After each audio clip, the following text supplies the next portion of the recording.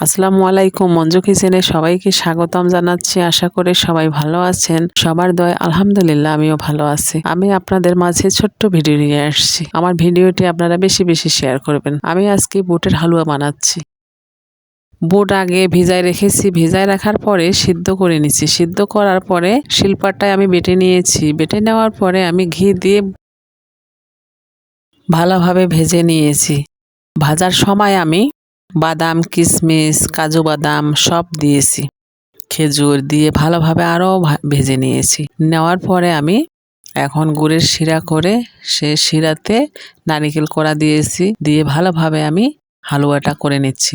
আমি গুঁড়া দুধও দিয়েছি, প্যাকেট গুঁড়া দুধ দেওয়ার পরে ভালোভাবে আমি হালুয়াটা নেড়ে নিচ্ছি।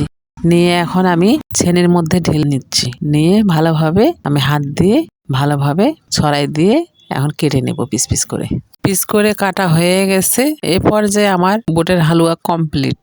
এই হচ্ছে আমার বুটের হালুয়ার ফাইনাল লুক।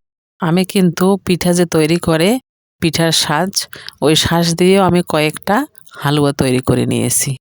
তার পাশাপাশি আমি সুজিরও হালুয়া করছি। তা সুজির হালুয়াটা আপনাদের সঙ্গে ভিডিওটা শেয়ার হয়নি। তা দুটো ভিডিও আপনাদের কেমন লেগেছে? আমি যে হালুয়া রান্না করলাম বুটের শুরু থেকে শেষ পর্যন্ত। আমার ভিডিও আপনাদের ভালো লাগলে লাইক, কমেন্ট, শেয়ার করবেন এবং আমার পেজটিতে বেশি বেশি ফলো দিয়ে আমার পাশে থাকবেন। ধন্যবাদ সবাইকে। আল্লাহ হাফেজ।